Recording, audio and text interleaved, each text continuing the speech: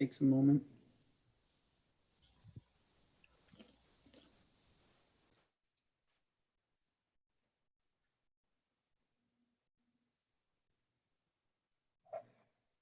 Okay, you're good, Mr. Mayor. Okay. We'll call the meeting to order for the city of Saratoga Springs, Tuesday, May 19th. Why am I sitting? Sorry. I've asked Councilman Wilden to lead us in our pledge and Councilman Porter to lead us in our prayer. I'm first, yeah. I'm waiting for him to share the flag.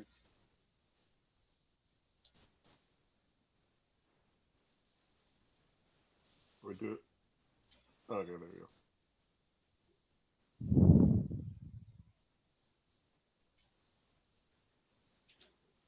We David, can't. shared the wrong screen.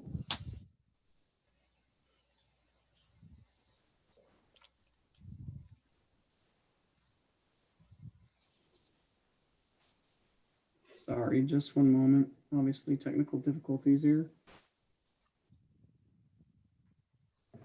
Left click instead of right click.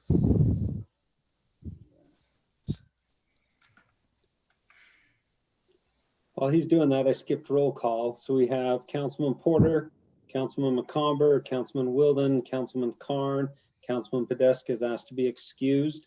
So we do have a quorum for this evening.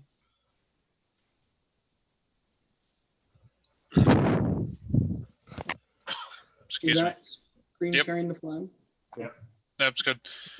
Please repeat the pledge with me. I pledge allegiance to the flag of the United States of America and to the republic for which it stands, one nation, under God, indivisible, with liberty and justice for all. Thank you.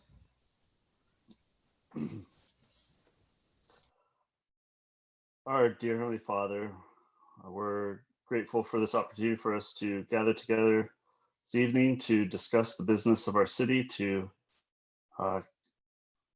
continue to address the needs of our residents as our city weathers this coronavirus epidemic, and as our city continues to grow and to continue to prosper, to continue to conduct business.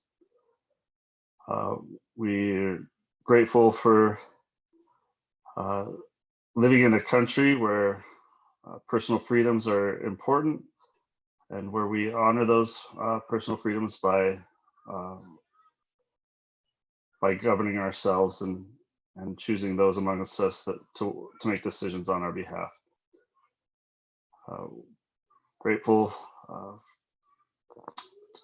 for all those that have served through this epidemic, both in public safety, in the healthcare fields, as well as in the military. We ask you to please pour out a special blessing upon them in gratitude for their sacrifice and their work during this time to protect us all. We ask for thy guidance and inspiration to make choices that will benefit the residents of our city today as well as into the future. And we say these things in the name of thy Son, Jesus Christ. Amen. Okay. Perfect. Reports. Any reports from the city council? I participated in some of the meetings. I know that several other council members and staff have participated in the briefings and the meetings with the Lieutenant Governor today, as well as some of the town halls and stuff. There's been some really good information shared over the last few days about preparing to transition to the next stage, as well as adjustments that are being made to the current yellow regulations and stuff like that. So it's been real interesting, and I'm glad that our state has been focusing on data-driven decision making. It's been good. So. Perfect. Administration, Mark, do you guys have anything?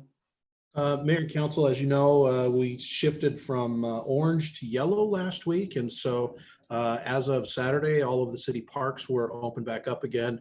And we're going to be transitioning into appropriate yellow recreation activities in the coming days and weeks.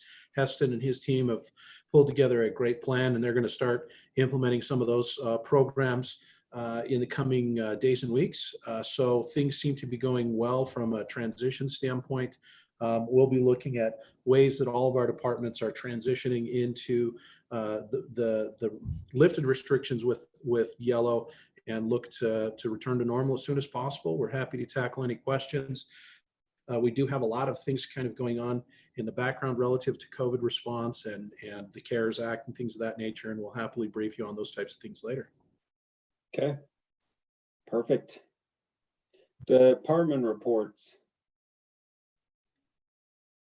Mayor and Council, thank you. We've provided the building, police, and fire departmental reports as we've done in the last with these Zoom meetings. If you have specific questions, we'd be happy to tackle any of those that may come up. Otherwise, we'd encourage you to reach out to the department heads specifically, but happy to tackle any questions that you may have. When we probably move back into full council chambers, we'll get back in the practice of doing formal presentations to you as a council. I received a notification because I have a basement building permit out that the city inspections are now going on. They're following some precautions, of course, but I was glad to see that we're able to start that back up again. Yes, thank you very much. We've also, throughout the entire thing, we actually worked with some contract inspectors. So we've always kept options available, even through the orange phase. So we're pleased with that. But now that we've moved to the yellow, the building department, we have protocols in place that will allow our inspectors to go on and do those. So thank you, Councilmember Porter. Okay, thank you, Mark. Jim. Business items. Sorry, Jim. Tonight, yeah, I had my hand raised. I apologize. sorry. I just wanted to personally thank all of the first responders for all of the efforts they're making. They had a really tough situation. We weren't able to find out who in the city had COVID-19, and it made it much more difficult. And then they finally made it so that they were at least informed while they're on the way to the house. And just putting themselves into Chris Porter's prayer as well, putting themselves in harm's way to serve the people of this community. And as a community leaders, we weren't giving them the information that they rightfully deserved, but they still did their job anyway. And I just want to thank them for those efforts. So thanks. Thank you. Okay, business item 1, Wildflower Commercial Rezone and General Plan Amendment. DAI Utah, Nate Ship.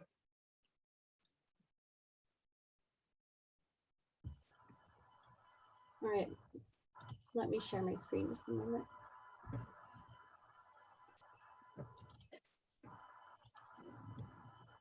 All right, Mayor and Council, for this item, the applicant is requesting a rezone and general plan amendment to Plan Community for the commercial property on the south side of the Wildflower development. This goes hand in hand with the recently approved community plan amendment, community plan amendment. The south part, Village 5 and 6 of their business park area, was previously approved as straight regional commercial zoning. But now that the applicant wishes to take this into the community plan to create the business park, this needs to be updated to Plan Community. The Planning Commission issued a positive recommendation at last week's Planning Commission meeting, and I'll turn this over back to the council for questions. Okay, questions from the council? My little hand raising bar just disappeared. Yeah, I couldn't find my button to raise my hand. So I'll just raise my hand. Okay. The one question I had is, are we just adopting this into the Plan Community Zone? Because like some of the exhibits have specific zones tied to those different parcels. Is that something that will be dealt with at the village plan level as far as, I mean, is it just informational, or are we actually, saying these are the zones that we'll accept in these areas as part of this approval? That was the one thing I wasn't sure about. Yeah, so we're going to look at the uses as associated with the zones they recommended in their community plan. but they haven't broken that down yet. So we'll take a look at that and you'll have a chance to approve that with the village plan. Excellent. So- Thank you. Tippy, do you mind if I add to that? This is David. Yeah, so part of that discussion was we found that we were getting too much in the weeds before we knew what types of uses they actually had. So we found that if they identified the types of zoning that they want in the different areas, then when we get to the village plan, as Tippy said, they'll have a better idea of those specific uses that can be approved at that time.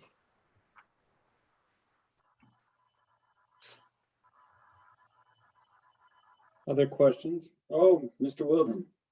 I raised my hand.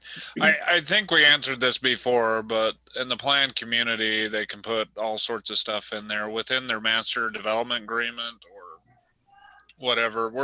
Have we specified how much of that needs to be commercial somewhere? Because once we rezone it to planned community, that can be all sorts of things. And I know we've talked about this before. I think that was dealt with last week, but that's a good question. Yeah, in the community plan, these blue areas are the only areas that can be commercial. As to what specific uses and what types of commercials they're going to propose, we haven't gotten that far into the details yet, but it will only be these blue pods that you see in Village 2, 5, and 6. Well, and I guess my question is, and if you could remind me what document it is, maybe Mark, you would know. But did we tie them to a specific quantity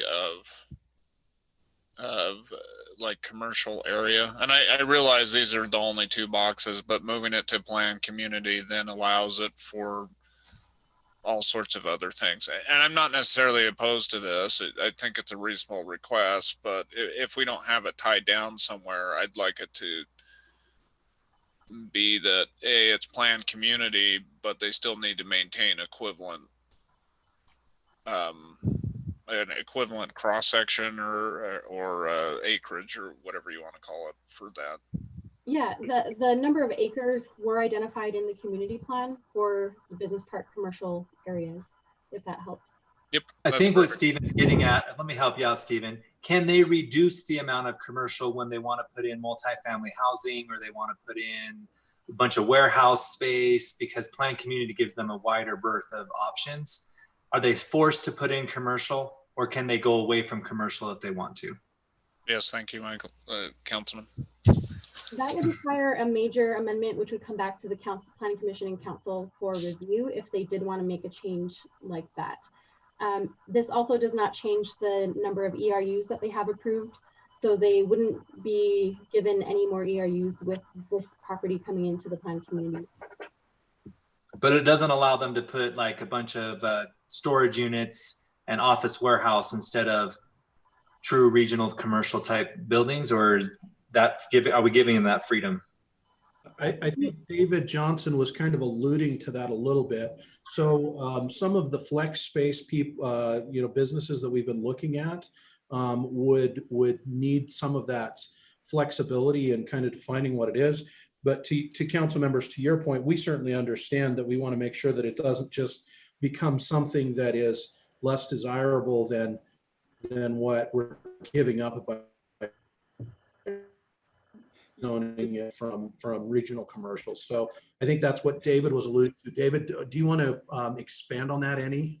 Yeah. So if you look here, there's the different villages on this map. And Tippy, I believe there's a map with a little more detail, but in the villages, they identify the like zonings that they would put in those villages, such as office warehouse or business park or regional commercial type uses. And then when those specific villages come to the council for approval, the council will approve or deny or whatever their request as to the specific types of uses that they want in those villages. So that's why we did it that way, is so that you can have, as a council, can have more of a say when those villages are getting down to the nitty gritty, so to speak, to have the types of uses that we're looking for in those commercial zones. And Tippy, is there anything that you would correct on that or add to that? No, that's correct.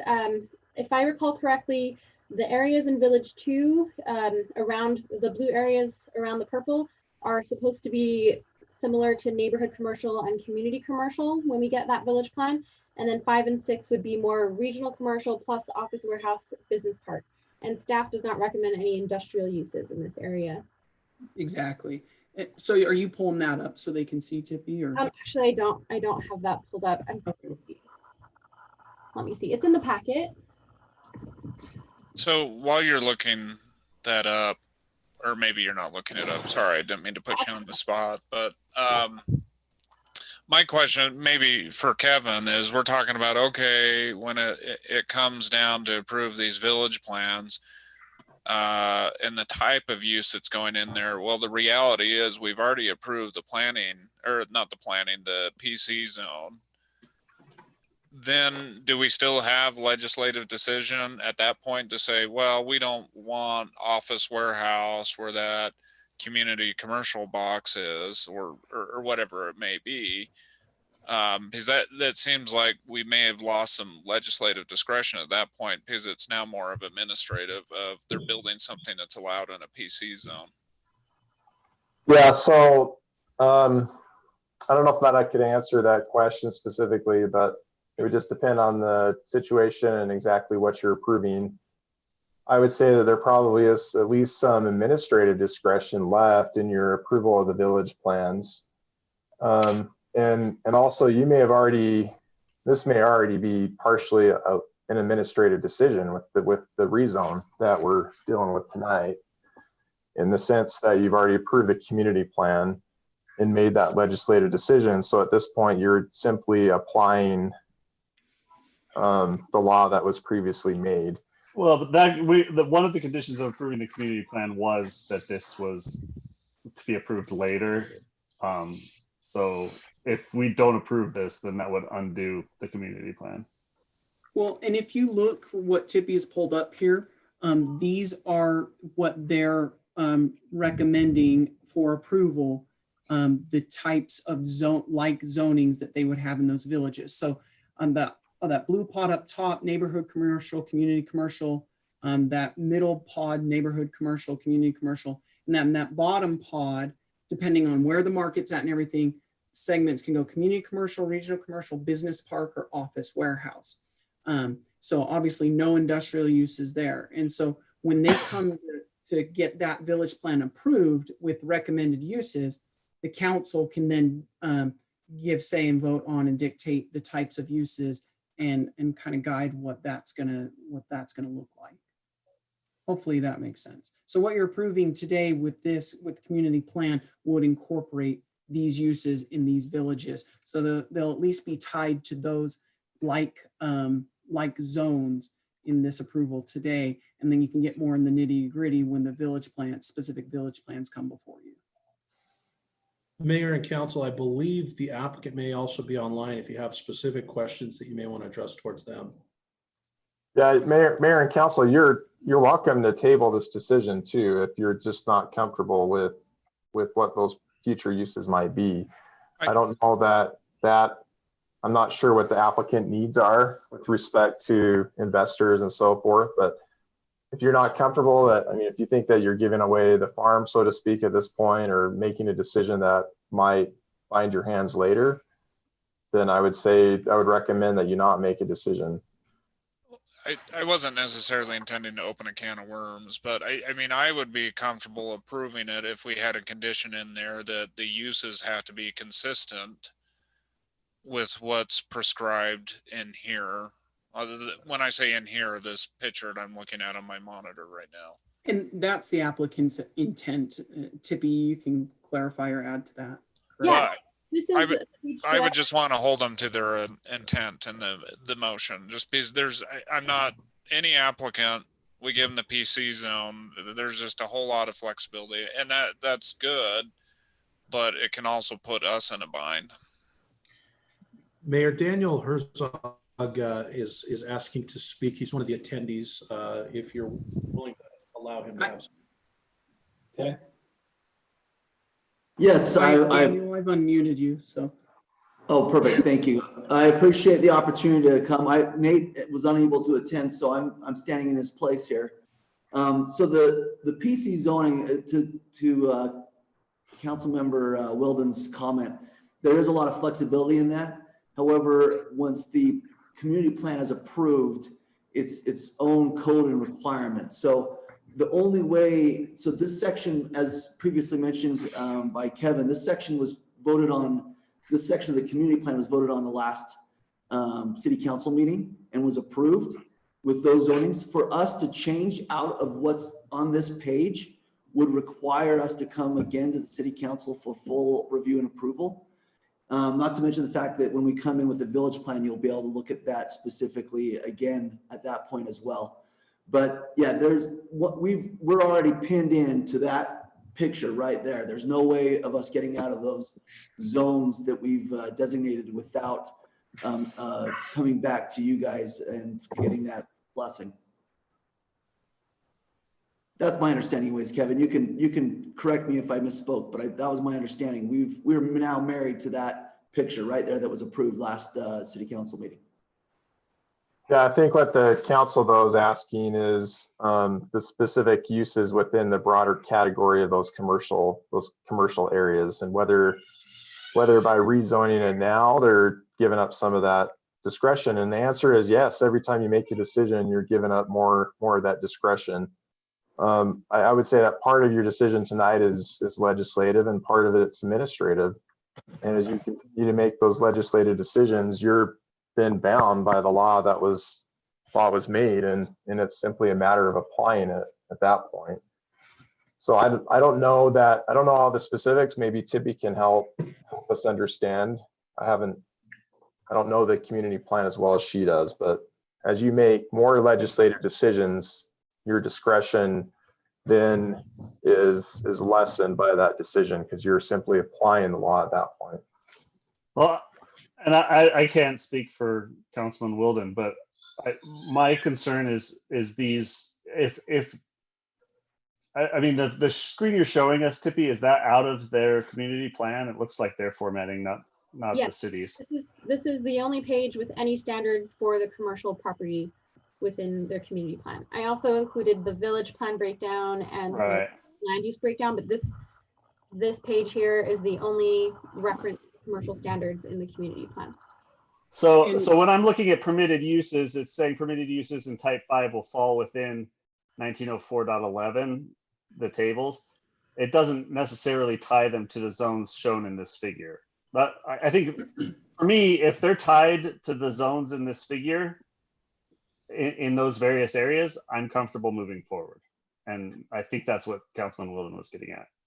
Yeah, I would like a part of the motion. I know everyone's saying they're covered, so let's just make it, in my opinion, double covered. Then if they feel like they're already covered, there shouldn't be any hesitation of including that in the motion. Sorry, I spoke out of order. That's fine.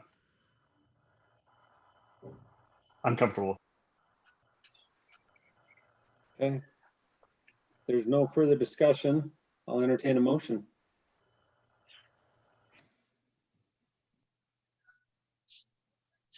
Okay. I was waiting for Steven. I'm switching back to the agenda so I get it right. My computer's frozen. I'll move that we approve business item on the agenda 1. I can't pull it up. Including all staff findings and conditions, adding the condition that the uses need to be consistent with the exhibit shown during the council meeting in those areas. Okay, I have a first from Councilman Wilden. And the ordinance.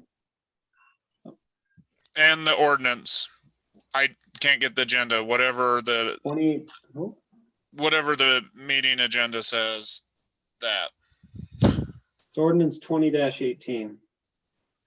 Yes, ordinance 20-18. Sorry, my computer's still working, but not the agenda. Amended second. Okay, I have first from Councilman Wilden, a second from Councilman Carn. Any further discussion on the motion? Councilman McComber, Aye. Wilden, Aye. Porter, Aye. Carn. Aye. Motion passes unanimously. Business item 2, Saratoga Springs Commercial Plat E, preliminary plat. Mayor, real quickly, if I could, staff, if you'd please turn your cameras on when you're presenting. That was a request that was made as the meeting's been going on. Thanks.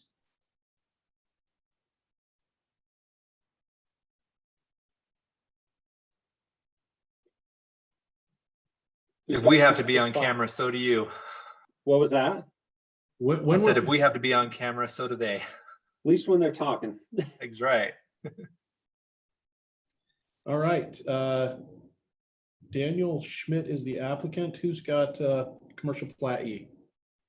That would be me. I'm Gina Grand Prix. This is my first time presenting to you, Mayor and Council. So I've been with the city for close to 5 months. And but plat E, let me share my screen with you. Get this started here. Saratoga Springs Commercial is it is the DABC property, so it's just south of Tractor Supply. It is zoned regional commercial, and LEI Dan Schmidt is the applicant. The state does own it. Oh, sorry. Get used to this here. It is 2.01 acres. It sits right here, like I said, south of Tractor Supply.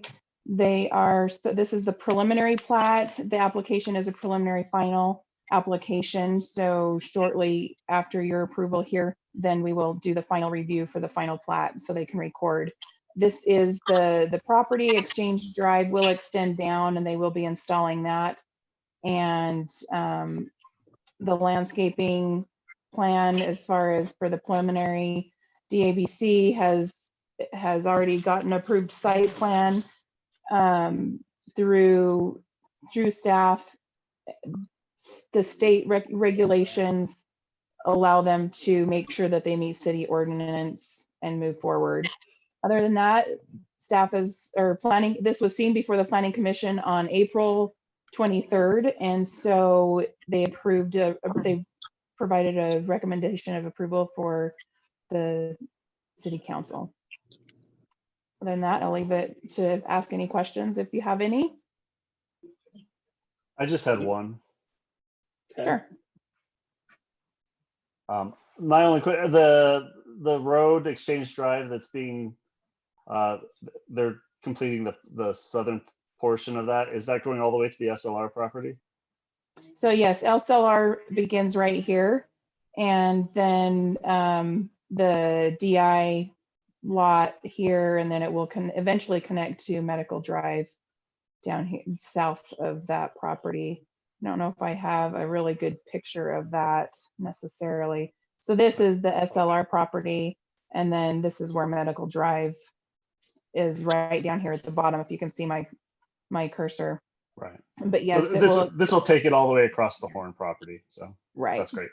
Hey, Gina, are we aware, I didn't think Costco or the development on SLR was going to actually build from Medical Drive up to the end of this road as part of their project. I could be wrong. I know they've connected the sewer, but I was under the impression that the road. Correct. They are not. This property over here to or it's not Intermountain, it's SLR. They're right. They have connected sewer. All the utilities, my understanding is all the utilities have ran through there so that when they go to do that road, it will be pretty much just putting down the road. No, all we have is sewer right now. Oh, okay. Sorry, Gordon. Thank you. But Mayor and Council, that roadway will connect eventually. It will likely connect with the next phase of development on SLR's property. Perfect. Okay, any other questions? I'll entertain a motion. I move that we approve business item 2, commercial plat E, with the staff findings and conditions. Okay, I have a first from Councilman Porter. A second from Second. Councilman Wilden. Any further discussion? Okay, Councilman Wilden, Aye. Porter, Aye. Carn, Aye. McComber. Aye. Motion passes unanimously. Thank you. Thank Engineering you. standards and specifications update, ordinance 20-19. Good evening, Mayor and Council. Another one of those fun times. This time, there were two major updates to the standards and specifications. And with that, we decided to go ahead and open it up and have Public Works change all that they wanted to change. And so it became quite a package of changes. I would bring to your attention, and I'll share my screen right now.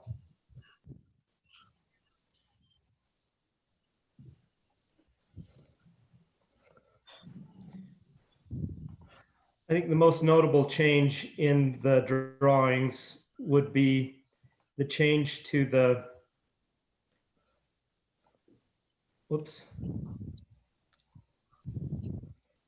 to the minor arterial. Oh, come on.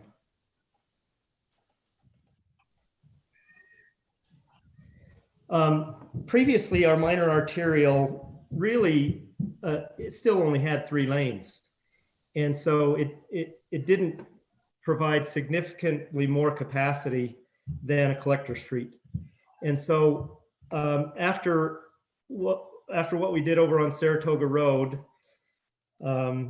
we thought we'd take this opportunity and offer up a bona fide minor arterial that had 5 lanes. And so this is what staff came up with. Let's see, what went before the Planning Commission and should be in your packets has an X through the median. And what I mentioned to the Planning Commission is we wouldn't show that median, but of course, at any time, if the City Council wanted to add a median, they'd be free to do that.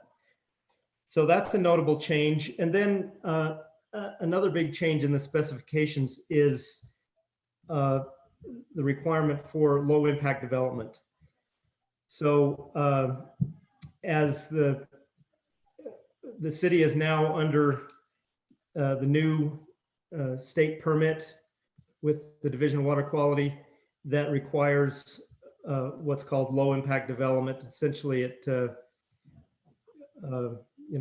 they want to keep rain where it fell, and so these new standards reflect that.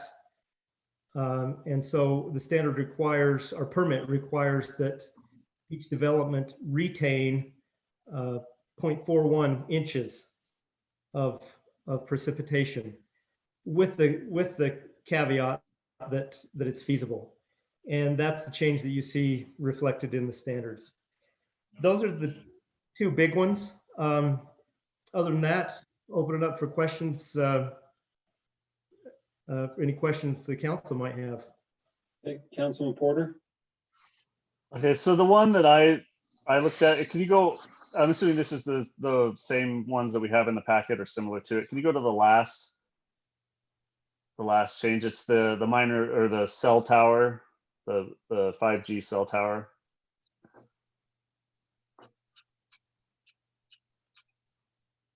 Okay. That's the one, yeah. I know we approved these. Do we have any sort of restrictions on where in the city these can go? Like, I mean, is somebody gonna have this out in front of their house? Or is it only on collectors, or, I guess that's my question, is there any restriction on where in the city these can go? It looks a lot different. Looks a lot different than what I was imagining when I heard we're just gonna put a little antenna on top of the light post. Yeah, me too. It's a 50-foot tall tower.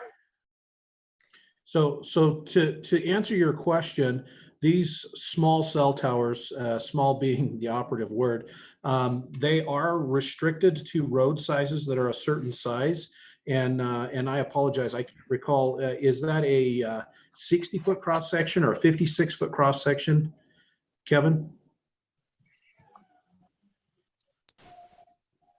Oh, okay, so So you're it might say, about, yeah, so let me look up, I'll look up our code really quick. Well, maybe Gordon can answer it. Sounds like he's gonna answer a question, but I'll look up the code really quick. It's typically like it's a larger road cross section. I think it's a collector cross section, but we need to double check that. I believe That's my that's main right, concern. and I apologize, that's not something I've focused on. I'm not sure that any of these have gone up yet. And, you know, honestly, this is just a drawing that was sent to me from Public Works, and I inserted it. They said, we want this changed, and so I said, okay. And I mean, I'm all for us, you know, getting some 5G service out here, you know, but the 50-foot max, I don't want that on a local road. If it's limited to collectors and bigger than that, I don't necessarily have an issue, but I don't think anybody wants this out in front of their house. I'm surprised with that statement, Councilmember Porter. So this, I don't think that there's any change to where these are able to be located. That's still determined by Title 19. Right, That's I'm just asking. asking, what does Title 19 say? I don't have it memorized. Mayor, I have a question Yeah, I regarding. don't either. Let me look really quick. Councilman McComber, you had a question to this? It's regarding this too. Can someone tell me the average height of the light posts that we have on our roads and how this is going to be different? Oh, Like yes. along Redwood Road, how tall are the lights that are along Redwood Road, the new ones? Let me, so I'm gonna go to, Gordon, while you're looking up that, let me kind of answer. The neighborhood street poles, I think, are in the 20-foot range. And then on the collector roads, Michael, you'll notice our collector road street light standard is a much taller head. Yep. And so they're adding height to those heads. I want to say they're kind of in the, I want to say like mid-20s or 30-foot. Gordon, does that sound about right? Anyway, he'll pull that standard up for us here in a second, but this would go on top of it. Ironically, for our radio read system for our water system, we do have single poles that stick up on top of street poles, but they only stick up about 12 feet, and it's just a very thin pole that just extends up to the top, very unobtrusive. This Right.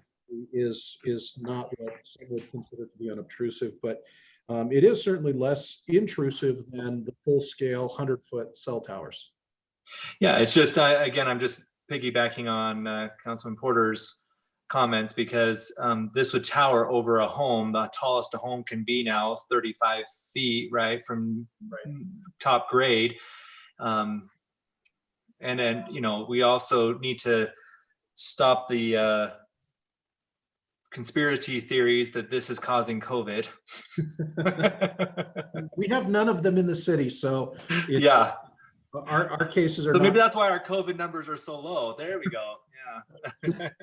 But no, I just curious on, because it makes sure which poles they can go on to, like which part of the city, what streets, and then how tall our current light posts are on like a Redwood Road. And then obviously this would take it to 50. So I'm just wondering how much of a difference, because it's not every light. So all of a sudden it's going to go boom, boom, boom, and then really tall and then back to a normal height. I'm just curious. Thanks. Gordon, do you have those height numbers for us yet?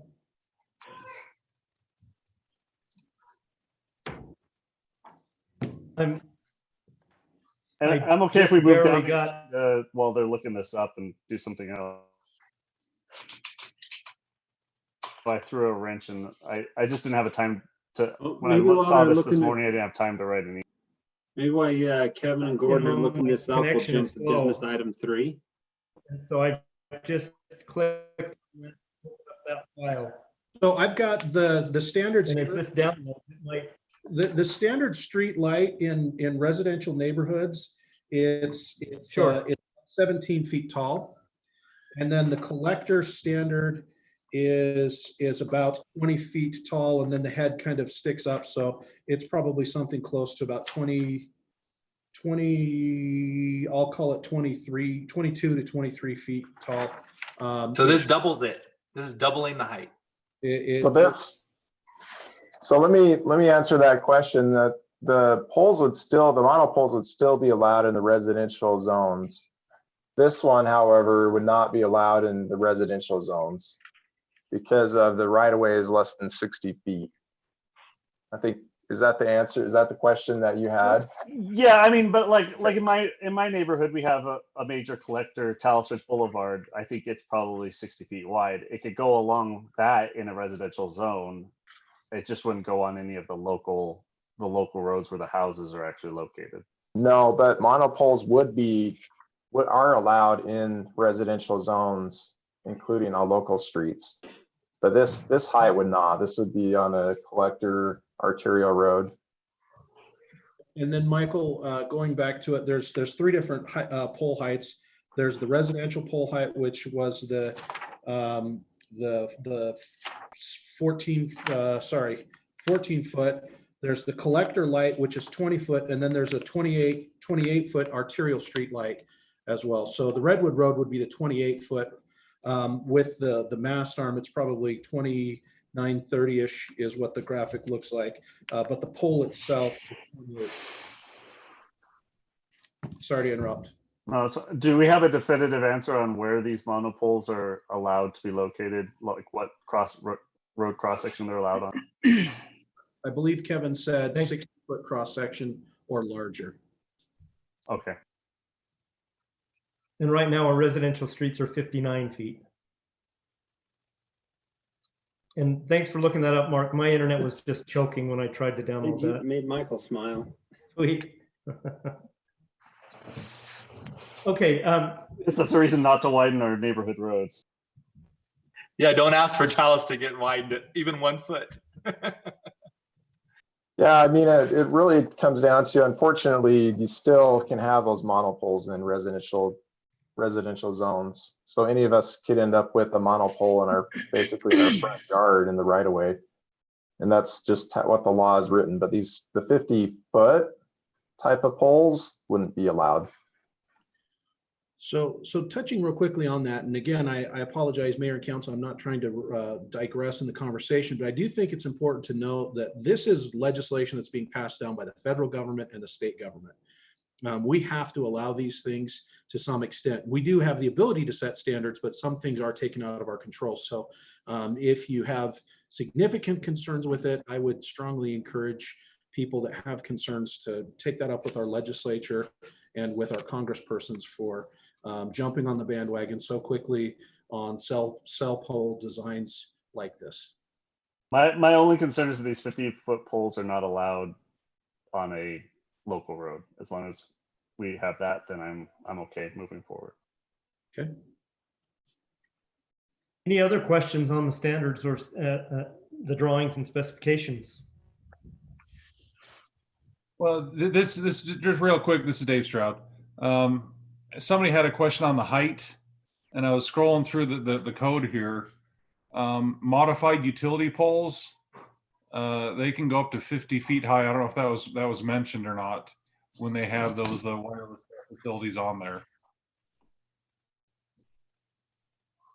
I think someone had a question to the height of those.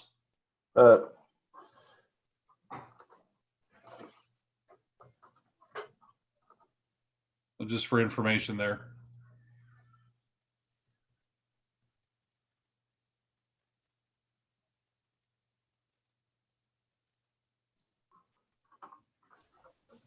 Any other questions?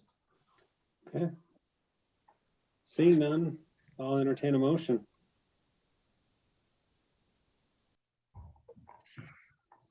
We'll defer to Councilman Carn. I move to adopt these proposed revisions to the city's standard technical specifications and drawings. I have a first from Councilman Carn. Second. Second, Councilman Wilden. Any further discussion? Do we need to specifically say what ordinance like last time? Yes, ordinance 20-19. Okay, amended. Second. Okay, thank you, Councilman McComber. Councilman Porter, Aye. Wilden, Aye. McComber, Aye. Karn. Aye. Motion passes unanimously. Reimbursement agreements for the North Shore Phase 1 and 2, DR Horton, Resolution R 20-24. Okay, Mayor and Council, these are the long negotiated reimbursement agreements we have with DR Horton. Again, these are typically for the various upsizes and different things that we've requested of them to help make the development basically enhance or benefit the area and or the systems. And so we would recommend an approval of these agreements. Okay, is there any questions? If not, I'll entertain a motion. You're on mute, Chris. I'll make the motion. That's fine. Okay. Go ahead. I move that we approve the reimbursement agreements for North Shore Phases 1, 2, DR Horton Resolution R 20-24 dated today. Okay, I have first from Councilman McComber, Second. second from Councilman Porter. Any further discussion on the motion? Porter, Aye. McComber, Aye. Karn, Aye. Wilden. Aye. Motion passes unanimously. Business item 5, reimbursement approve. agreements for Pirelli Meadows Phases 1, 2, 3, AMH Development, Resolution R 20-25. I have a motion if you're ready. Okay, I'll entertain a motion. Move to approve reimbursement agreements for Pirelli Meadows Phases 1, 2, 3, AMH Development LLC, Resolution R 20-25 dated today. Okay, I have a first from Councilman Porter, I'll second it. second from Councilman McComber. Any further discussion? Councilman Karn, Aye. McComber, Aye.